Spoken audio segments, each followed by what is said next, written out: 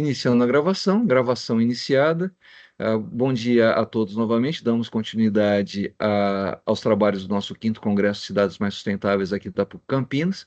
E começaremos agora com a segunda palestra da manhã e a segunda também do Congresso. Estamos no nosso primeiro dia. E agradeço a presença da nossa palestrante, nossa keynote speaker do momento, a professora doutora Vanice Regina Lírio do Vale, grande amiga, quem eu tenho o prazer de recebê-la aqui na PUC Campinas por meio desta plataforma. Professora Vanice, eu estava procurando pela sua presença aqui, mas sumiu. Cadê a professora? Eu não sei agora se a professora Vanice está nos ouvindo para eu fazer a apresentação dela. E agora lhe vemos agora mais uma vez. Então, Perfeito. professora Vanice Regina Lírio do Vale, nossa keynote speaker, querida amiga, já trabalhamos juntos muito tempo, já participamos do mesmo grupo de pesquisa.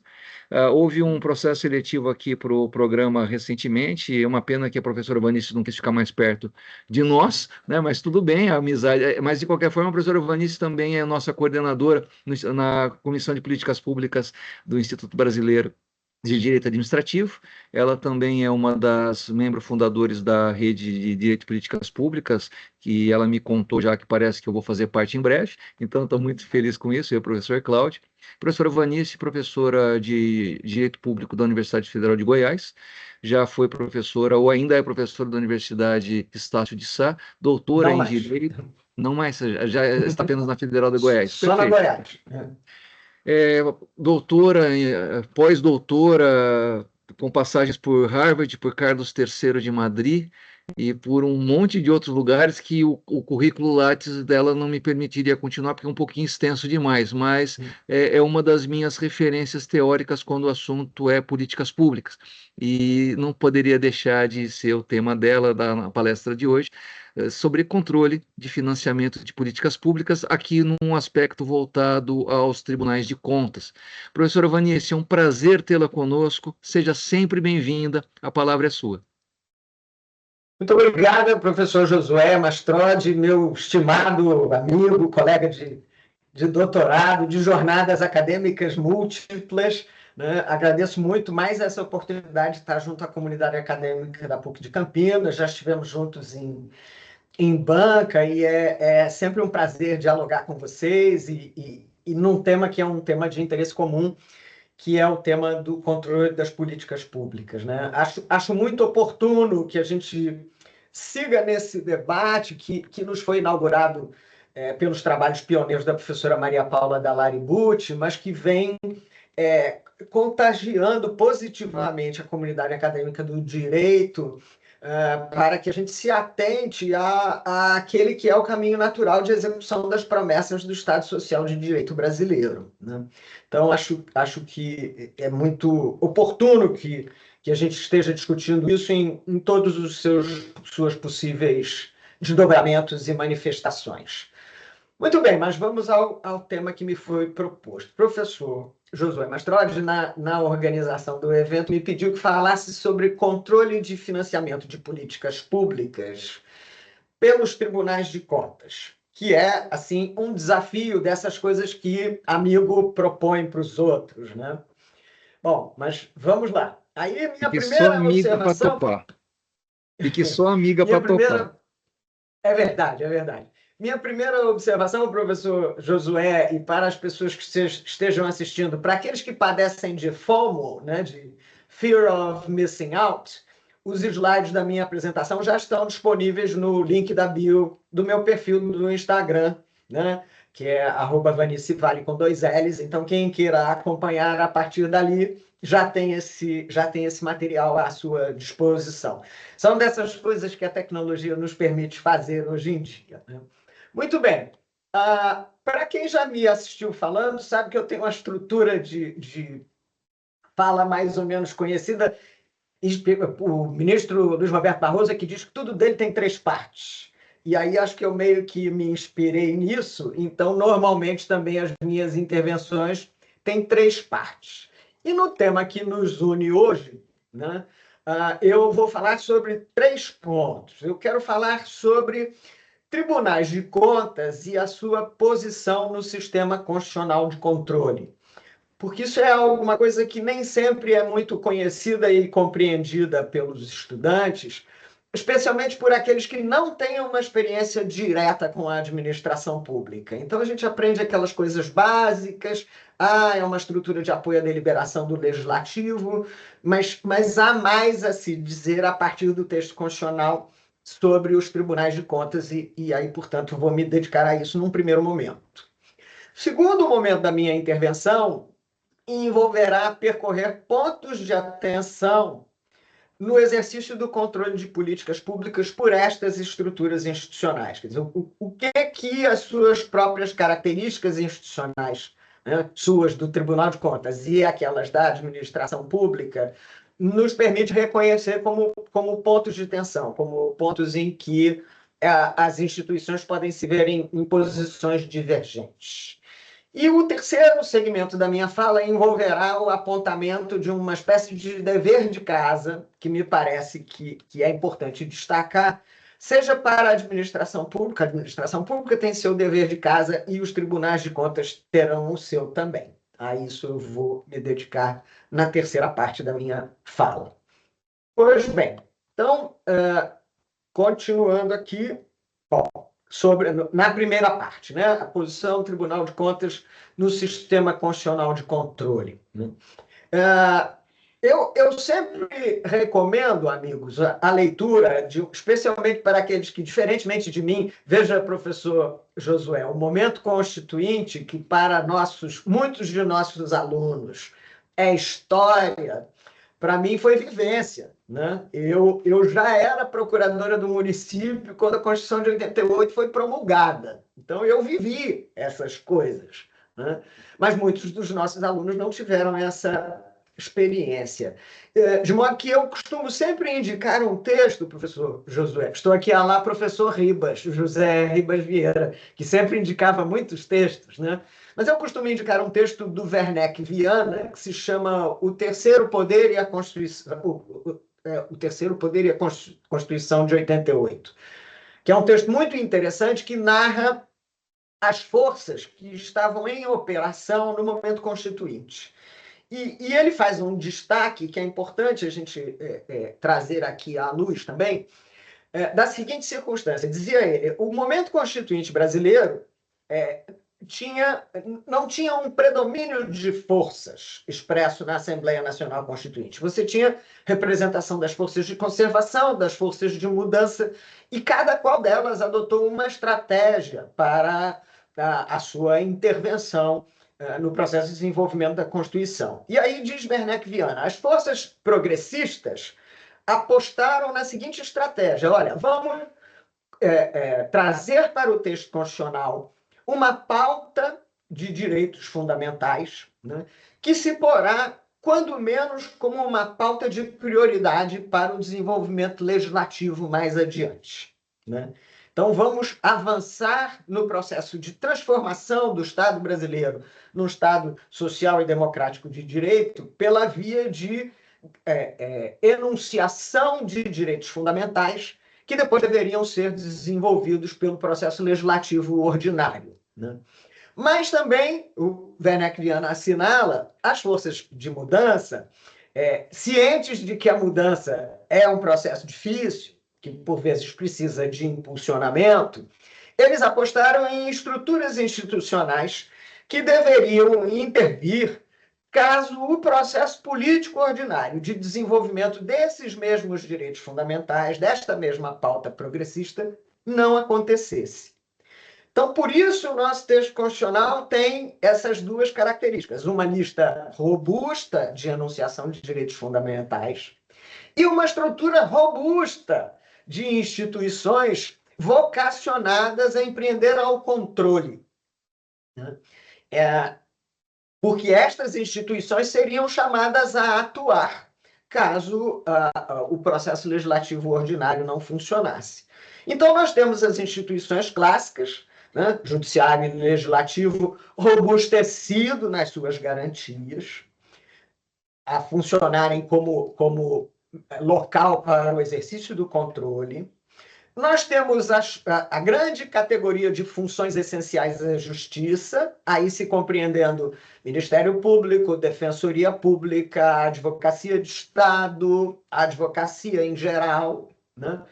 Nós temos o estímulo, o incentivo constitucional ao exercício do controle social e nós temos os tribunais de contas também robustecidos no seu desenho institucional. E aí é interessante a gente perceber que cada qual dessas estruturas de controle tem uma vocação diferente, né? Então, o judiciário é regido pelo princípio da inércia e só deve ser chamado a funcionar, em geral, quando o conflito já está estabelecido, o litígio já se instalou ou está em vias de se instalar. E aí, portanto, exige uma medida antecipatória, uma medida liminar, ou o que o seja. O legislativo, bom, o judiciário com uma composição predominantemente técnica. O nosso sistema, diferentemente do que acontece, por exemplo, no sistema norte-americano, não contempla magistrados por indicação ou por eleição. A nossa opção foi essa, é uma carreira técnica composta predominantemente pelo concurso público, salvo os tribunais superiores e o quinto constitucional, né? O legislativo tem outra característica. O legislativo é a casa por excelência da representatividade. As funções essenciais da justiça, cada uma terá sua vocação própria, né? A Defensoria Pública, sua vocação também, sua formação, perdão, também é uma formação a partir do critério predominantemente técnico, ingresso pela via do concurso, e a sua vocação é a proteção dos vulneráveis. Essa é a sua, o seu público, destinatário principal da sua atuação institucional. O Ministério Público, também formação predominantemente técnica, cuja vocação é a defesa dos interesses coletivos ou dos direitos individuais indisponíveis, né? Então, é um outro segmento de relações jurídicas que está confiado mais diretamente ao Ministério Público. A Advocacia de Estado, também composição técnica, ingresso por concurso, sua vocação institucional é a defesa e o assessoramento do poder político organizado, do Estado lato sensu, né? Então, também com uma posição privilegiada, porque a advocacia de Estado está dentro da administração, enquanto o processo de formação das escolhas públicas está se verificando, né? Então, é interessante a gente perceber que essa pluralidade, de instituições de controle, ela se justifica porque cada qual delas terá uma perspectiva diferente para o exercício do controle. E aí chegamos nos tribunais de contas, né? Os tribunais de contas, na Constituição de 88, têm lá o seu papel já tradicional, né, de órgão de assessoramento do legislativo na análise de contas, mas teve a sua competência ampliada no elenco do artigo 72 da Constituição Federal. Tem lá um conjunto de garantias que lhe foi assinalado.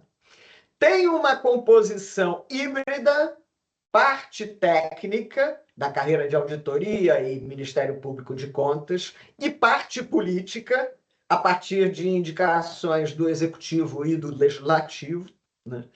Então, ele traz também uma perspectiva diferente para o sistema de controle.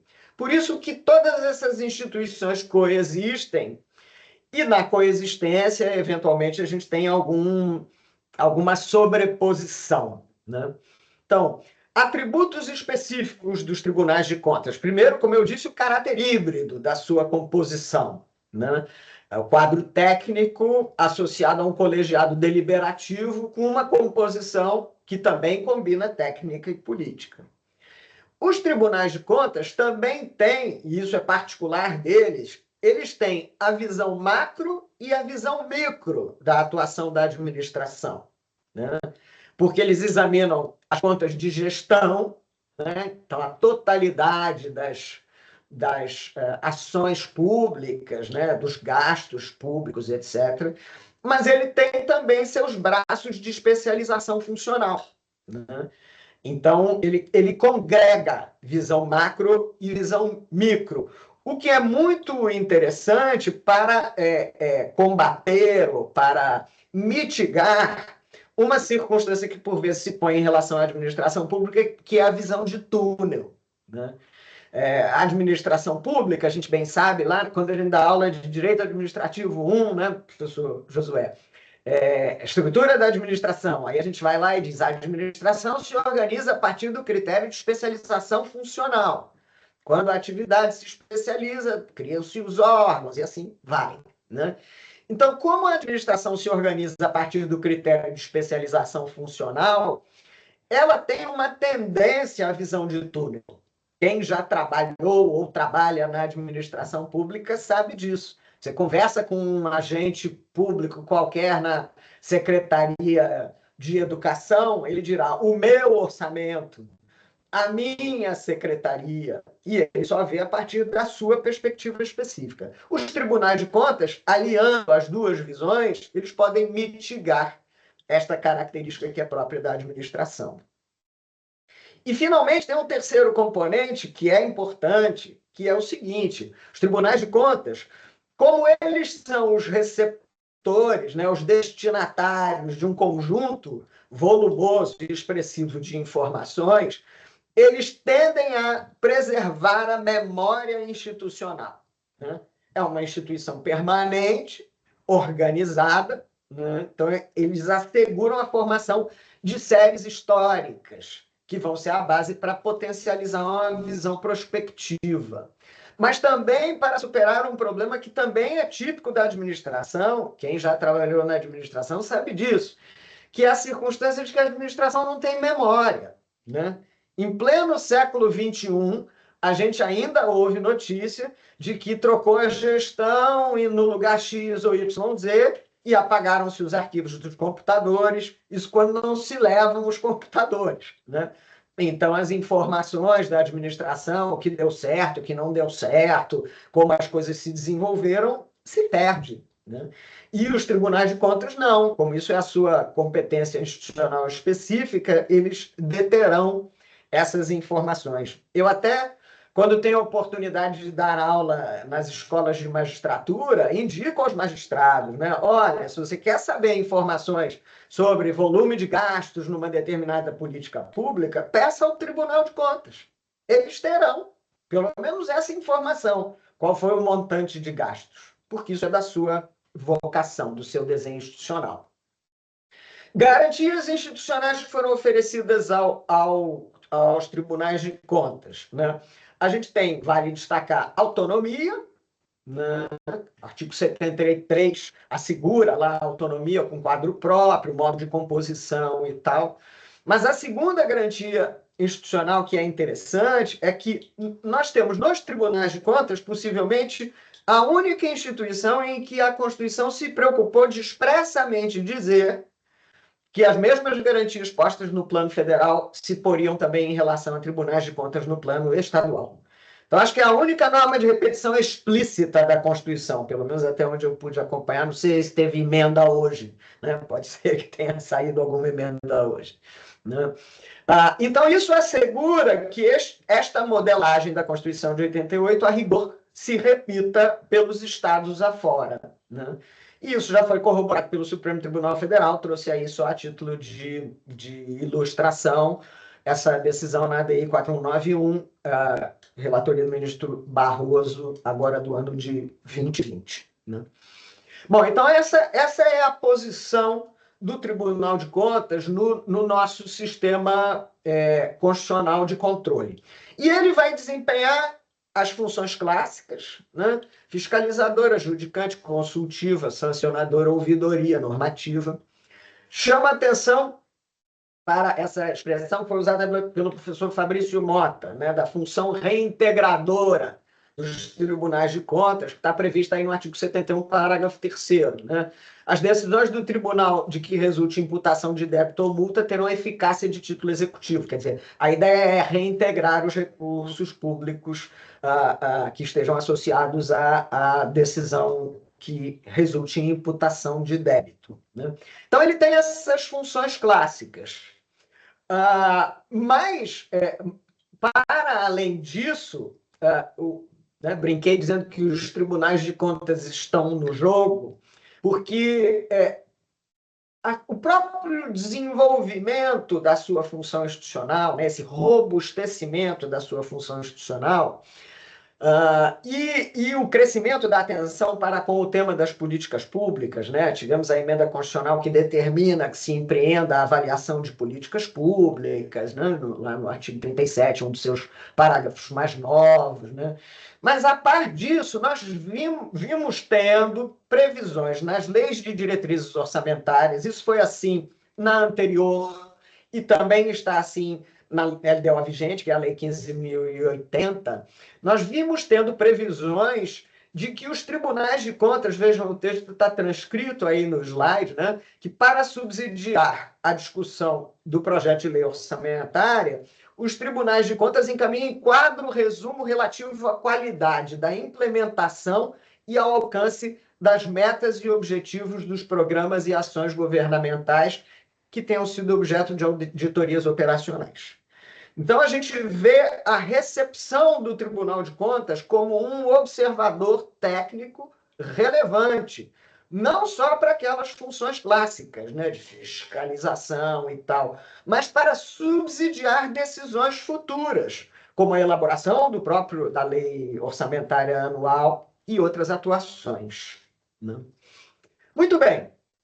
Então, vimos aí qual é a posição constitucional dos tribunais de contas. Agora vamos falar sobre pontos de atenção no controle de políticas públicas pelos tribunais de contas. O primeiro ponto que eu queria estressar, que eu queria chamar a atenção, é a assimetria institucional que os tribunais de contas têm em relação ao seu destinatário principal, que é o Poder Executivo. Indiscutivelmente, tribunais de contas estão melhor aparelhados do que o Poder Executivo para o desempenho dessas funções de controle, né? O quadro técnico é mais qualificado, agora, né, o investimento em mecanismos de novas tecnologias, inteligência artificial, outras ferramentas, é um investimento intenso, né? O Tribunal de Contas da União, por exemplo, é referência mundial na utilização de mecanismos de inteligência artificial, né? Então, existe uma assimetria institucional. Quem controla está muito melhor aparelhado do que quem é controlado, né? Então, a visão do controlador se dá a partir de um critério de rigor muito mais intenso do que o critério de rigor que é possível aplicar no âmbito do executivo.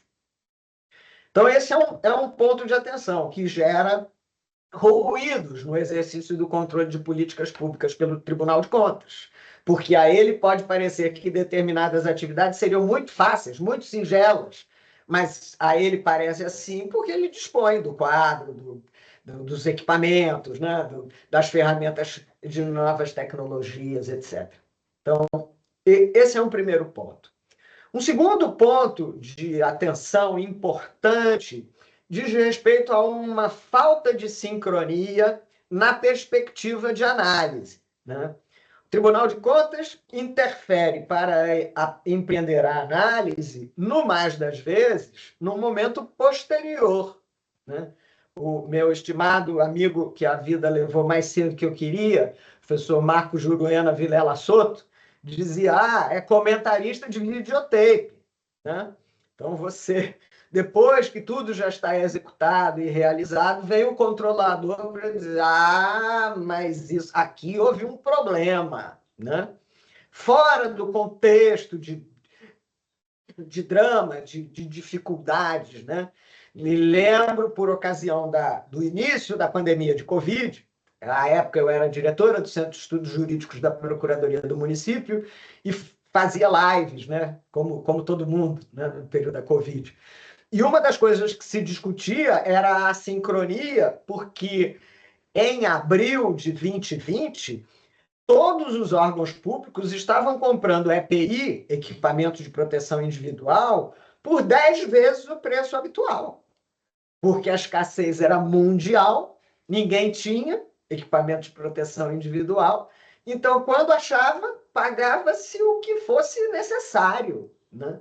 E a gente dizia, olha, é preciso que o Tribunal de Contas, quando vier examinar isso daqui a 4 anos, quando a gente até por, né, mecanismos emocionais estiver minorando os efeitos da Covid, que ele lembre que neste momento se pagou 10 vezes o preço habitual, porque neste momento isso faria a diferença entre a vida e a morte dos profissionais de saúde que estavam trabalhando. Esta assincronia, na perspectiva de análise, ela é muito cruel, porque a administração, essa é uma frase, né, quem acompanha meu trabalho, ou já foi meu aluno, sabe que eu uso essa frase sempre. A administração é a primeira porta onde bate o problema, né? O problema se apresentou, a administração é chamada a responder. E ela não pode, no mais das vezes, dizer, não, espera aí que eu vou pensar, né? Olha, houve um desastre climático no Rio Grande do Sul, né? A enchente do ano passado. Ah, não, espera aí que eu vou pensar. Segura a água aí que eu estou meditando. Como é que eu enfrento isso? Né? A administração não pode fazer isso. Então, ela frequentemente atua com conhecimento parcial do problema. E aí, portanto, decide com um quadro parcial de informações, né? No período da Covid, nós tínhamos isto, né? Eu dou sempre esse exemplo. Ao início da Covid, qual era o protocolo? Não vá ao hospital. Só vá ao hospital se você estiver numa situação gravíssima. Porque à época não se tinha conhecimento do problema suficiente. Depois, à medida que o conhecimento evoluiu, o protocolo inverteu. Vá imediatamente ao hospital, né? Então, a administração frequentemente se vê diante dessa circunstância. É chamada a decidir a partir de conhecimento parcial do problema. E o controle, quando vem decidir, ele, por vezes, terá um conhecimento muito mais robustecido do problema. E aí, portanto, a sua capacidade crítica é maior, né? Ah, devia ter feito isto e não aquilo. Ah, perfeitamente. Agora que se sabe, né? Agora que se tem esta informação, né? Vejam os senhores que a alteração na LINDB, né, na Lei de Introdução às Normas do Direito Brasileiro, empreendida pela Lei 13.655 de 2018, pretendeu enfrentar esse problema quando diz que as instâncias controladoras e judiciárias devem considerar as dificuldades reais do gestor, né? Mas, para tanto, é preciso também que o gestor consigne as suas dificuldades, o que nem sempre o gestor faz, né? Vamos ser aqui também francos, né? Terceiro ponto de atenção é a tendência à parcialidade nas relações interinstitucionais. O que eu quero dizer com isto? Quando você tem atividades submetidas ao controle do Tribunal de Contas, que envolvem, por exemplo, diversos níveis federados, cada Corte de Contas examinará a partir da perspectiva do ente federado pelo qual ela responde, né? O Tribunal de Contas da União examinará sobre a perspectiva da União. O Tribunal de Contas do Estado sobre a perspectiva do Estado, né? E isto pode levar a uma distorção na compreensão perfeita do problema público, da justificativa para as ações públicas que foram desenvolvidas para o enfrentamento daquele problema público em particular, né? Então, isso também é uma dificuldade, né? E, por último, ponto de atenção, derradeiro ponto de atenção que eu queria compartilhar com os senhores, é o problema da ação substitutiva. Esse é o problema, a rigor, que se põe em relação a todas as instituições de controle. À medida que as instituições de controle, Ministério Público, Judiciário, Defensoria, Tribunais de Contas, se robusteceram institucionalmente, se qualificaram, né, assumiram o seu lugar previsto pela Constituição, elas estão tendo dificuldades de compreender a linha divisória entre controlar e substituir. A ação das instituições de controle, ela deve ser uma ação predominantemente indutora de que a administração pública atue segundo os parâmetros constitucionais, segundo a sua própria autovinculação. E nunca substitutivo. Porque estas instituições de controle não estão com o contato imediato com o problema público que está sendo enfrentado por aquela determinada política pública, com a dinâmica da execução orçamentária, com a dinâmica da implementação, né? Então, essa ação substitutiva é um equívoco. Primeiro, porque lhes falece competência constitucional para tanto, né? E segundo, porque eles não têm aptidão institucional, não têm esta perspectiva que é própria da administração. E é interessante que seja assim. A ideia do modelo constitucional, né, em nenhum momento a Constituição diz que essa estrutura institucional tem primazia sobre as outras, né? A lógica, né, o princípio é de equilíbrio e harmonia, é de atuação harmônica, concertada entre as estruturas institucionais, né? De modo que essa atuação substitutiva é complicada, não é aquilo que a Constituição previa para essas instituições. O desafio, então, que se põe para nós é a construção de um ferramental de análise e atuação institucional, né, por parte das instituições de controle em geral e do Tribunal de Contas em particular, um ferramental de análise e atuação institucional que seja compatível com a dinâmica das políticas públicas. E esse é o ponto mais sensível. E é sensível por várias razões, mas uma que eu enfatizo sempre, meu colega professor Josué Mastrodi, é o seguinte: todas essas instituições, elas têm a sua raiz, né? Todas essas instituições de controle, elas têm a sua raiz, elas têm a sua composição fortemente dominada por profissionais do direito, né? As carreiras jurídicas são privativas de profissionais do direito e as que não são jurídicas também têm uma aproximação grande com os profissionais do direito por conta do princípio da legalidade que rege a administração pública, simples assim, né? O problema está em que o direito é a ciência da estática e as políticas públicas são o domínio da dinâmica. Então, o direito acha que vai poder fazer uma ferramenta, vai chegar a um estado de coisas, a uma situação fática que possa ficar paralisada para sempre, né? E o domínio das políticas públicas é o contrário, né?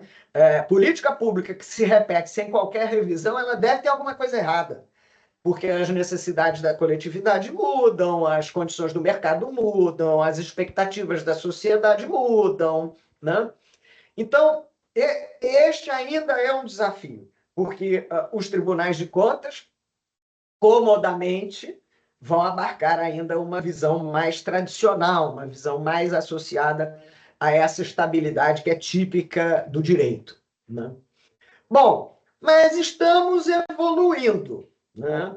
E aí eu quis compartilhar com vocês um texto aqui. Este é um texto que foi publicado na coluna do Conjur, que eu compartilho com o professor Fabrício Mota, a professora Cristiana Fortini, o professor Paulo Modesto e o professor Luciano Ferraz, né?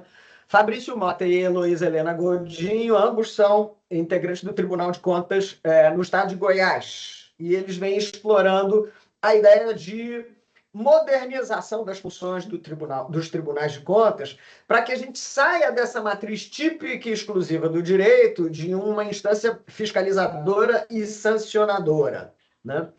Então, neste texto e em outros, isso vocês conseguem facilmente na internet, eles destacam a função pedagógica, né? Olha, a ideia... Eu tive um procurador-geral muito no início da minha carreira que dizia: o Tribunal de Contas não deve ser a gendarmerie da administração, né? Estar com o dedo em riste acusador permanentemente para a administração. Então, ele tem uma função pedagógica, né? Olha, isso é melhor que se faça desta maneira, né? Num próximo ciclo, incorpore este vetor de política pública que é relevante, né? Ele tem também função articuladora, por vezes, né? Lembrem-se, mencionei que a administração tem visão de túnel. E essa visão de túnel, às vezes, se apresenta como um verdadeiro conflito institucional. Dependendo da composição de uma determinada administração, você pode ter pastas municipais, estaduais ou federais que são comandadas por inimigos políticos e que aí, portanto, não desenvolvem a articulação das suas ações que o princípio da eficiência no texto constitucional reclamaria. E aí, por vezes, o Tribunal de Contas pode ser a instância articuladora, porque, afinal, esses inimigos políticos, titulares de pastas, estão sujeitos à jurisdição do Tribunal de Contas, né? Então, tenderão a sentar para conversar, né? Os tribunais de contas podem ter ainda, começam a se revestir ainda de uma função indutora, né? Induzir a administração a boas práticas, né? que se tenham verificado até em outras esferas federadas, né? Mas eu chamo a atenção para essa função colaborativa, né? Que é proposta pelos autores, e que vai ser particularmente relevante em tempos de inteligência artificial, né? A função colaborativa teria por objetivo principal o compartilhamento das informações, né? Então, dizia eu, olha, tribunais de contas normalmente estão melhor aparelhados, né? Tem mecanismos de novas tecnologias mais avançados, ferramental mais avançado, né?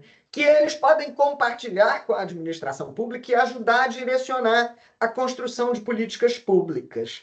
Lá em Goiás, eles estão desenvolvendo uma iniciativa interessante. Há um carro, igual o carro que capta imagens para o Google Maps. Possivelmente vocês já terão visto. É um carro com um conjunto de câmeras fazendo visão 360 graus, né, para captar as imagens, né? Então, lá, o Tribunal de Contas de Goiás construiu um sistema assemelhado, e com este carro ele capta imagens e, portanto, faz um diagnóstico do estado de conservação de vias terrestres, né? Para poder verificar que, olha, essa estrada aqui está num estado muito ruim, né? Já essa aqui está muito boa, né? E disponibiliza essas informações para que os entes federados eventualmente possam direcionar as suas atividades a partir desse conjunto de informações, que é uma iniciativa que me parece muito interessante e está no âmago aí dessa lógica da função colaborativa.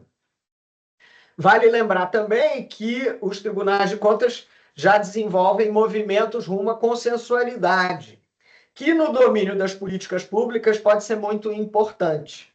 Quer dizer, a identificação de algum fator que desabone ou que gere pelo menos estranhamento em relação a um determinado programa de ação da administração pública pode levar a um movimento desse sintonizado com a ideia de consensualidade, ou um TAC, né? Ou providências como esta. Quer dizer, o Tribunal de Contas da União acho que, pioneiro, né, na criação de um procedimento para a solução consensual de controvérsias, né? Mas essa é uma iniciativa que já está se multiplicando, né? Para evitar que a gente simplesmente caia numa ordem de suspensão de uma política pública qualquer, ou de uma iniciativa relacionada a uma política pública, e, tá bom, suspendeu, mas o problema público continua, né? Então, há movimento já no sentido de aproximação entre controlador e controlado. Muito bem. Agora vamos na terceira parte, que são o dever, meu apontamento de dever de casa, né? Dever de casa para a administração. A minha primeira indicação é qualificar e documentar o processo decisório. Disse eu mais para trás, né, a conta das assimetrias, e que a administração pública não tem memória. A administração pública é avessa a apresentar as suas dificuldades, a dizer, olha, não estou conseguindo contratar isso assim, assim. Olha, não tenho um banco de dados confiável sobre esta matéria. Não tem. A administração pública é avessa a fazer isto, né? Não vou tomar essa iniciativa porque ela já aconteceu 8 anos atrás e os resultados foram péssimos. Ela é avessa a fazer isto. Então, o processo decisório ele tem informações mínimas trazidas ao processo físico-virtual, né, que documenta a escolha pública, né? E se é assim, o tal do preceito da Lindbe, a que eu já me referi, né, conhecer as dificuldades reais do gestor, não pode se operar. Porque a administração pura e simplesmente não disse quais eram as suas dificuldades, né? E, eventualmente, existem dificuldades muito razoáveis, né? Muito críveis. Me lembro o secretário de Estado de Educação, professor Josué, do Amazonas, me dando conta de uma ação civil pública promovida pelo Ministério Público que pretendia a contratação de professores para funcionar nas tribos indígenas que pudessem ministrar aulas nos idiomas respectivos, né? E aí dizia ela para mim, professora, o problema é o seguinte, a pessoa de população indígena que saiu da tribo, foi a uma faculdade, graduou-se, né, e hoje poderia ministrar aulas de geografia, ela não quer voltar a morar na tribo. Então, eu não consigo contratar por falta de interesse dos professores, não é porque eu não queira. Já tentei em várias modalidades, gratificação, isso, aquilo, outro, não consigo, né? Mas esse é o tipo da dificuldade que eu duvido que a professora tenha, que a secretária tenha lançado no processo. Porque, imagina, como é que eu vou dizer que o integrante da população indígena que saiu não quer voltar para a tribo? Isso não é politicamente correto, né? Não vou dizer isso. Então, esse é o primeiro dever de casa. A administração tem que naturalizar, narrar suas dificuldades no processo decisório. Ela tem que qualificar os indicadores de desempenho. Olha, nós temos que procurar coisas que efetivamente expressem o resultado da ação pública. Para que eu possa, eventualmente, dizer, olha, essa ação pública não funcionou, ou funcionou, né? A partir de indicadores que sejam objetivos, que sejam facilmente aferíveis, ou pelo menos, se não facilmente, mas pelo menos concretamente aferíveis, que dialoguem intensamente com a produção do resultado da política pública, né? E, finalmente, a administração tem que incorporar os mecanismos alternativos de composição de conflito na sua matriz de relacionamento. O que eu quero dizer com isso? O Tribunal de Contas chegou e reprovou uma ação pública, uma política pública. Olha, isso está errado, isso tem que mudar, tem que ser de outro jeito. Ao invés de tomar isso como uma ordem de correção, pois não, sim, senhor, vou corrigir, a administração pública tem que naturalizar, ser capaz de dizer, não, olha, vamos conversar.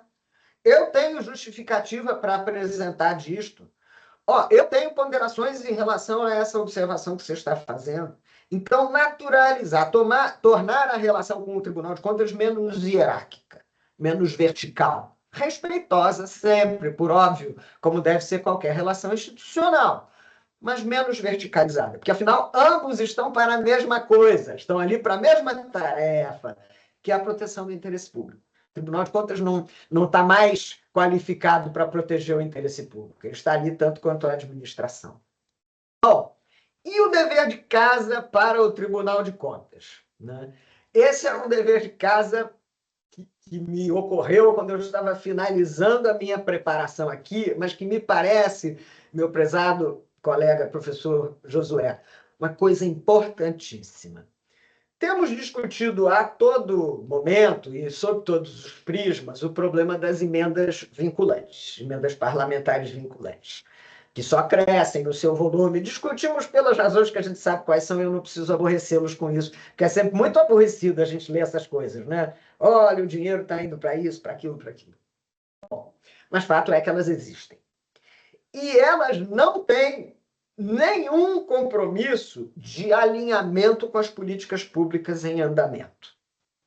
O que pode gerar ações díspares e, eventualmente, até mesmo contraditórias, né? A administração pública investindo num determinado sentido e uma emenda parlamentar individual qualquer investindo em sentido contrário, né? O que seria a antítese da eficiência, né? A antítese da gestão de políticas públicas, as ações públicas têm que ser integradas e caminhar numa mesma direção. E isto nós não temos recepcionado no debate sobre o controle das contas públicas. Esse é um tema, é um desafio, né? Mas é um desafio importante e penso que é um desafio premente, dado exatamente ao volume de recursos que está sendo escoado, né? Para usar uma palavra delicada, está sendo escoado por esse mecanismo das emendas parlamentares vinculantes. E aí os senhores poderão dizer, meu Deus, mas esse é um desafio muito grande, esse é um desafio muito de difícil enfrentamento, né? Mas deixo com vocês a frase que eu espero seja consoladora de Luiz Fernando Veríssimo. Diz ele, quando a gente acha que tem todas as respostas, vem a vida e muda todas as perguntas, né? Então, nós estamos numa quadra em que a Constituição mudou algumas das perguntas e a realidade está mudando outras tantas. Mas que isso seja um elemento de provocação ao nosso exercício intelectual e à nossa criação. Com isso, concluo, professor Josué, deixando, quem sabe, oportunidade para alguma troca ainda e deixando aqui os meus contatos para quem queira me encontrar pelo mundo digital. Muito obrigada.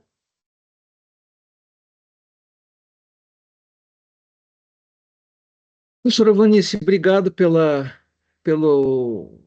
palestra, pela apresentação, sempre totalmente digitalizada. Quando eu crescer, eu vou querer saber fazer metade disso.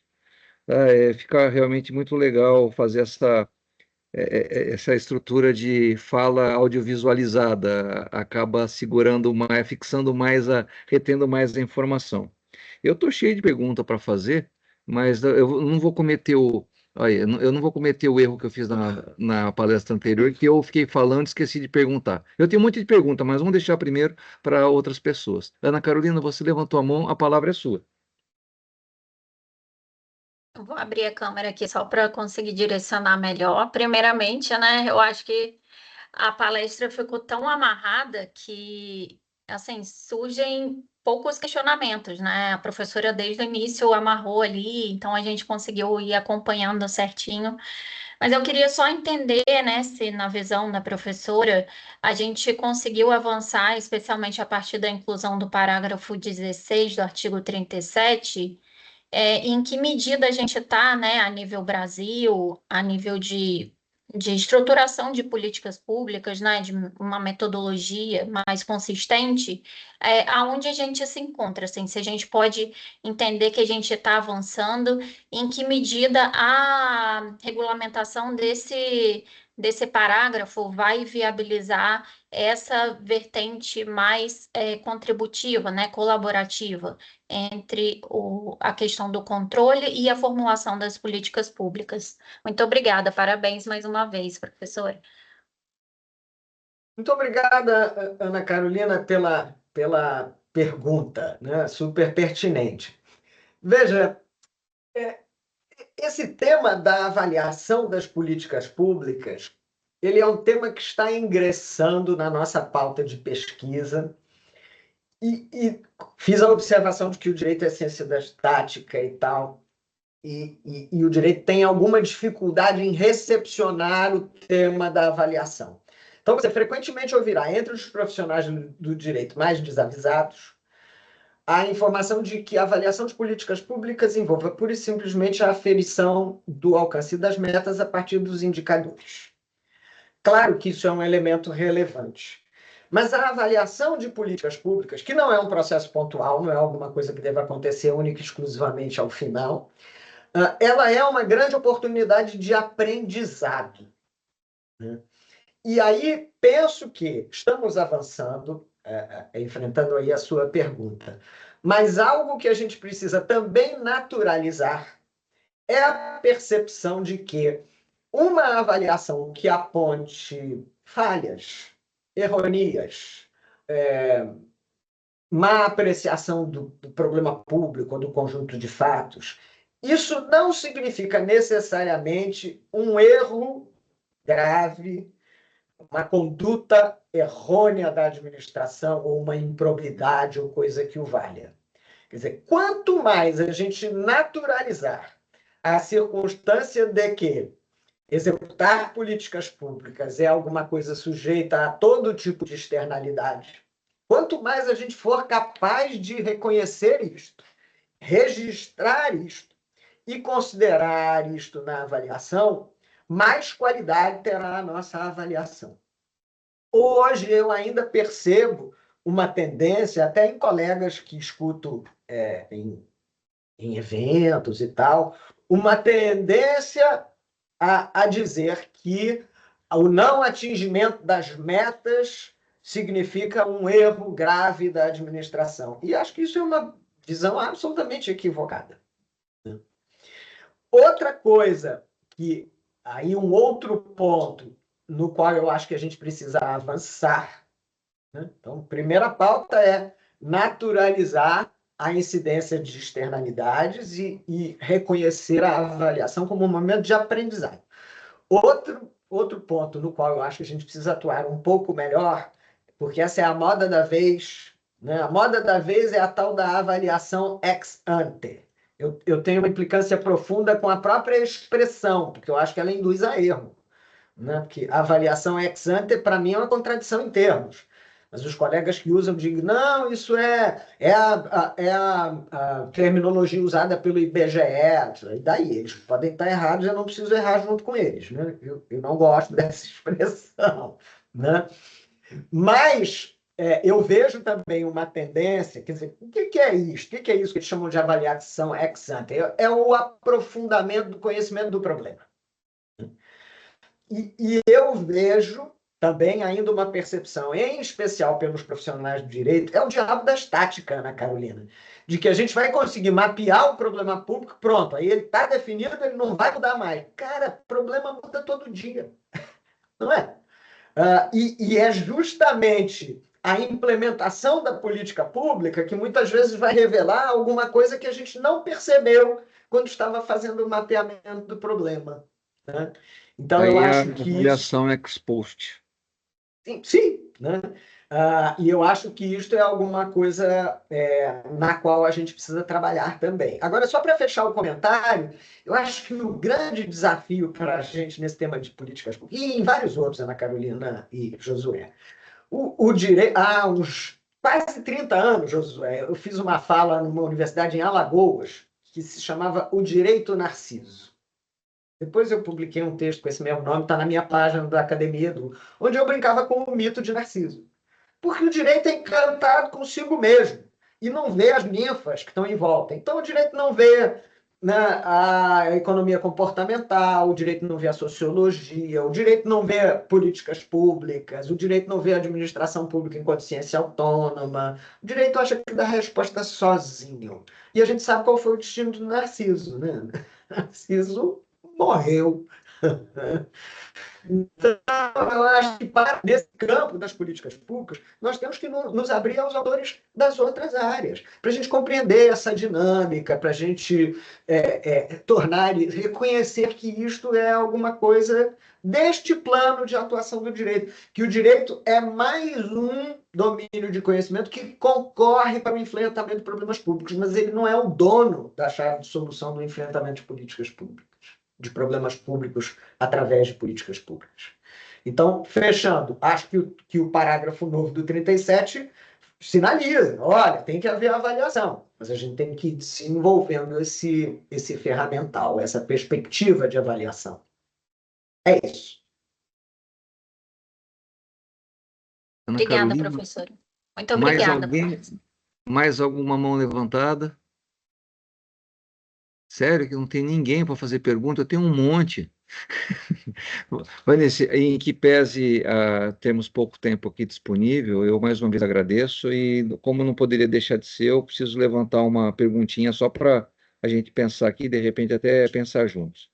O Tribunal de Contas, ele tem por função institucional fiscalizar. E aí a forma como ele corrige esse problema pode ser de várias maneiras, principalmente, espero, da forma consensual. De qualquer forma, o Tribunal de Contas tem competência institucional, tem competência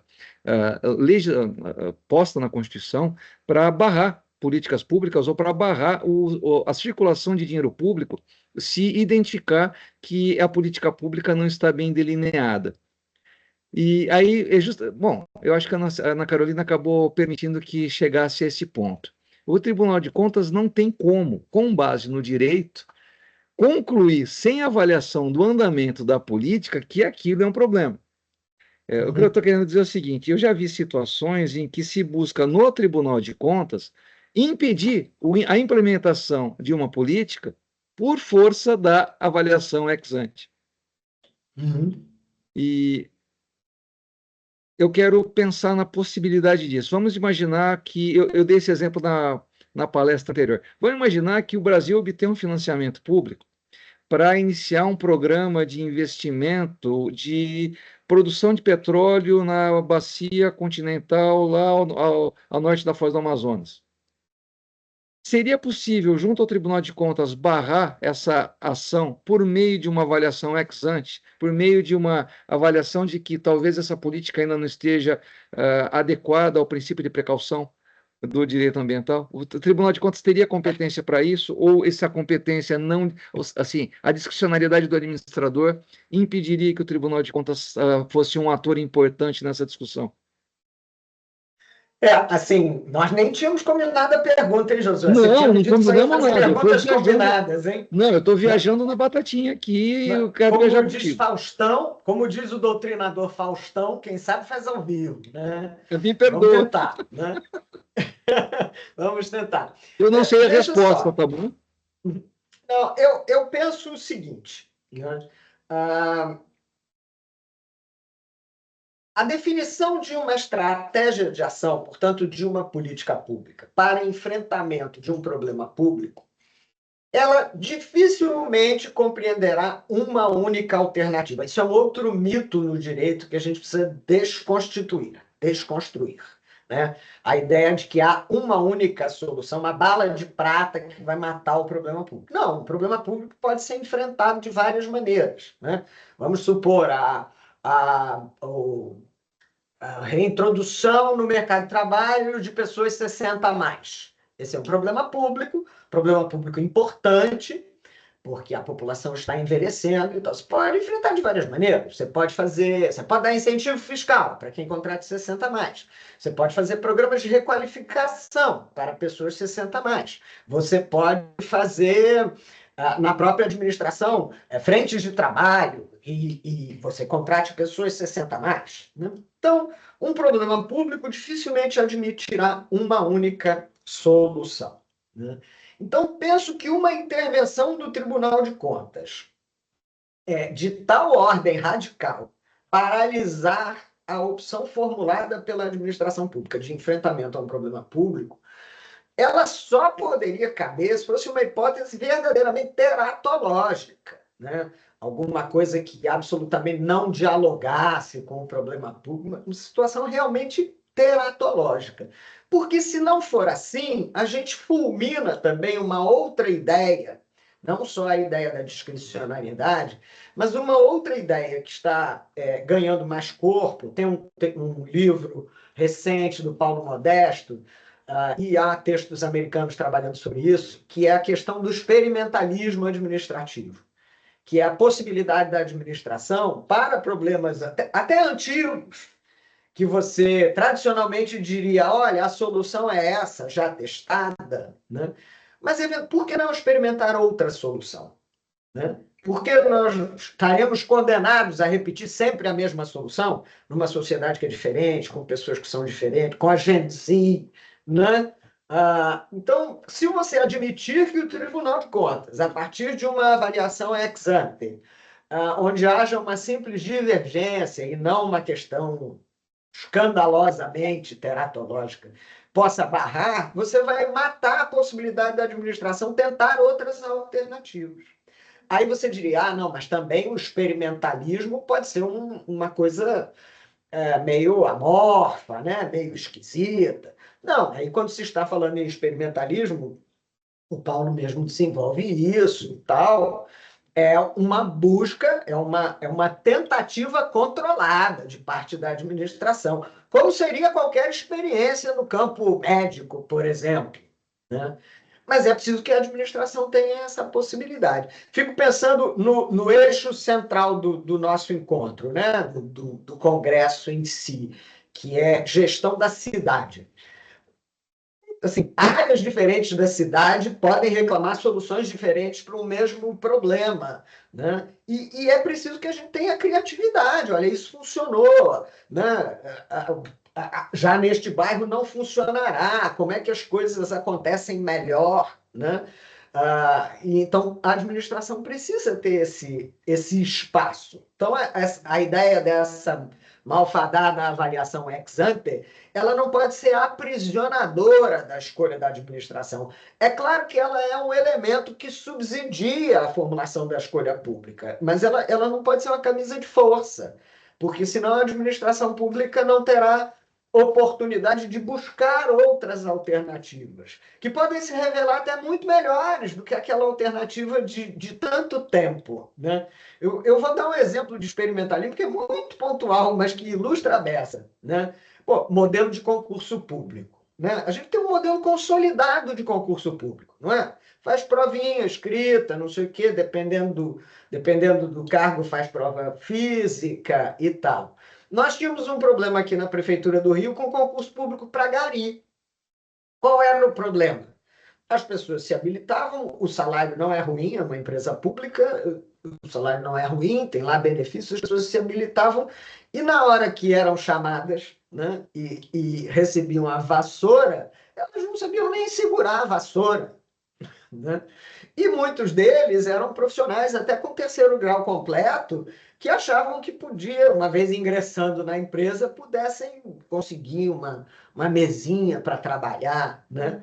E aí a gente passou a fazer, incluiu no concurso público de gari, olha, você tem que varrer X metros quadrados em Y minutos, para ver se a pessoa tem familiaridade com a vassoura. Porque é isso que o gari precisará fazer, varrer X metros quadrados em Y minutos. Porque a tarefa dele é varrer a rua Assunção, né?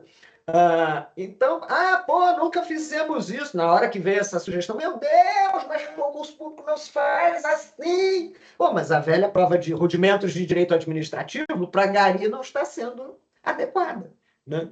E a partir do momento que a gente passou a fazer assim, funcionou, né? Então, a avaliação ex ante, os modelos já testados não podem ser uma camisa de força. É por isso que me parece que uma intervenção do Tribunal de Contas, ele pode pedir esclarecimento, ele pode pedir quais foram os seus fundamentos para essa escolha pública, tudo isso ele pode fazer. Mas barrar, a meu sentir, só numa hipótese totalmente teratológica, absurda, escalafobética.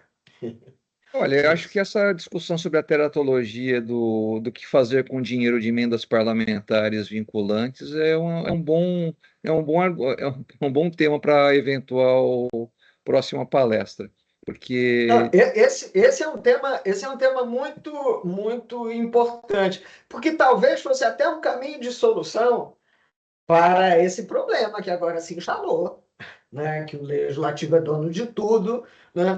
E faria algum sentido, meu cara. Tá bom, você é parlamentar, você está no exercício da sua representação, você sabe qual é a prioridade, mas isso tem que ser alinhado com as políticas públicas, né? Não pode você, né? Sei lá, no campo da saúde mental, a política pública de desinternação, você faz uma emenda parlamentar para fazer um hospital para internar as pessoas. Pô, a política pública é desinternação, amigo. Como é que E aí eu faço o quê, afinal? Porque deixo o hospital vazio? Porque a política pública de desinternação, não é?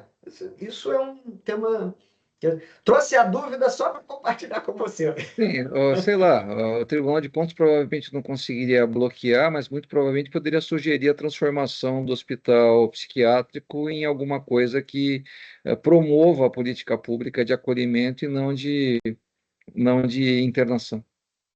Pois é, mas que não seria melhor se a gente construísse, não, uma ideia que alinhasse o exercício da emenda parlamentar com as políticas públicas vigentes, porque aí a gente não precisa nem ter esse transtorno. Construir um hospital todo com uma determinada vocação, com equipamento de um jeito, para daqui a 2 anos dizer, não, mas isso não está alinhado com a política pública, né? Enfim, é só uma elucubração para animar a reflexão de quem esteja nos assistindo. E anotado, nada como um novo tema para pensar. Tem outra coisa interessante, falar de experimentalismo e relacionar isso com as políticas públicas baseadas em evidência ou em provas, ou seja, a possibilidade de experimentar com base em algo que efetivamente tenha dado resultado numa situação modelo e devidamente controlado. É porque este é um outro, eu até não quis incluir, mas assim, esse é um outro ponto que está complicado, né? O direito se encantou agora com a coisa das evidências, né? Lá em Goiás, então, vira brincadeira por razões óbvias, né? Por causa da música, né? Mas eu estava meditando sobre isso. O que que são evidências? Evidências É são mal tradução. É má dados tradução. empíricos que corroboram uma hipótese. Isso não tem nenhuma relação com a certeza ou a verdade.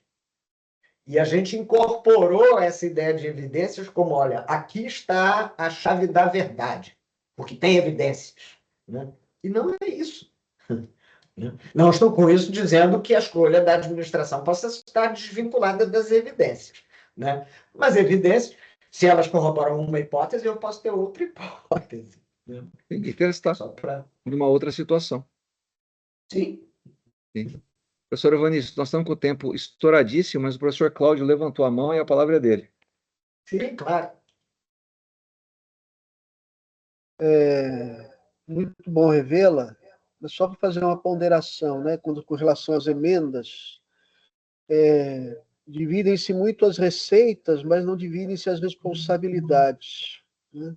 Então eu vejo que, eu não sei até o que ponto e como, né, é possível fazer com que o Tribunal de Contas tenha um papel proativo em termos de responsabilização deste ou daquele parlamentar em termos de fiscalização. Me parece que, por mais que tenha essas construções, esses novos debates, eu vejo que isso ainda é um caminho longo a se seguir, né? Na verdade, é uma ponderação que eu estou fazendo só para colocar essa minha angústia com relação a essas emendas aí. Não, sem sombra de dúvida, a gente não está ainda amadurecido o suficiente, né, para dizer que o Tribunal de Contas possa responsabilizar, até porque o parlamentar, em princípio, ele direciona a verba. Agora, quem executa a atividade, a contratação, ou o que seja, é a entidade da administração destinatária da emenda, né?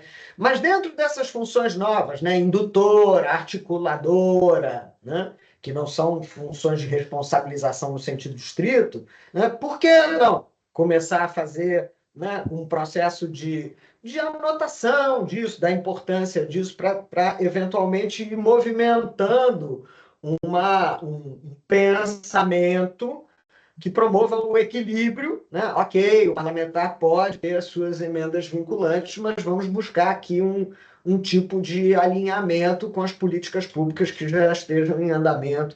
Não sei, isso é alguma coisa que eu estava pensando alto, mas acho que dentro dessas novas funções, talvez valesse, ou quando menos denunciar, olha, na execução das emendas vinculantes, a gente tem um desalinhamento com as políticas públicas em andamento. Isso estaria claramente dentro da competência do Tribunal de Contas, né? Ó, essas iniciativas, ok, aconteceram por força de emenda parlamentar vinculante, mas elas estão desalinhadas. E aí, com isso, a gente tem um quadro mais claro, né? Até para saber qual é o percentual de desalinhamento. Olha, 90% das emendas parlamentares são desalinhadas. E, então, isso é um problema grave, precisamos nos dedicar a ele já. Não, olha, 10% está desalinhado. Então não é tão grave assim. O problema principal é corrupção, não é desalinhamento com as políticas públicas, né? Esses temas que são muito sensíveis, é importante que a gente conheça melhor, porque às vezes ele fica sensível por conta de outra coisa, por conta de narrativa e tal, né? Mas a gente conhecer melhor, né? Ó, tá bom, tem toda essa discussão, acabou o presidencialismo de coalizão, tá certo, tudo isso é verdade, tudo isso é do domínio da política, né? Agora vamos ver, no domínio da técnica, isso está favorecendo ou desfavorecendo a ação da administração organizada através de políticas públicas? Ó, não, é neutro, ou está favorecendo, ou não, está desfavorecendo. Então isso é um problema urgente, vamos nos dedicar a ele aqui na academia também. Acho que meu aporte foi mais ou menos nesse sentido. Obrigado, professor. É isso, professor Josué. Professor Vanice, devido ao adiantado da hora, eu não consigo retê-la por muito mais tempo. Eu só tenho a lhe agradecer muitíssimo por sua presença, por sua generosidade e, assim, na expectativa que outras oportunidades aconteçam para que venha aqui para Campinas. Muito obrigado. Eu que agradeço, foi um prazer atender ao convite. Também eu espero poder dar um abraço aí na comunidade acadêmica da PUC de Campinas, professor Cláudio, professor Josué, em breve espaço de tempo. Os contatos ficaram à disposição, quem quiser, sou eu que administro, sou eu que respondo, fico à disposição, será um prazer trocar com qualquer um. Obrigado. Professora, pesquisadora e digital influencer. Quem sou eu? E tracker, eu só tenho a lhe agradecer. Eu vou encerrar as gravações, agradeço a presença de todos, de todas, e espero vê-los agora no grupo de trabalho das 17 horas e também nas palestras da parte da noite, conforme nossa programação. Obrigado a todos e até daqui a pouco. Professora Vanice, até logo. Obrigado. Até logo, prazer.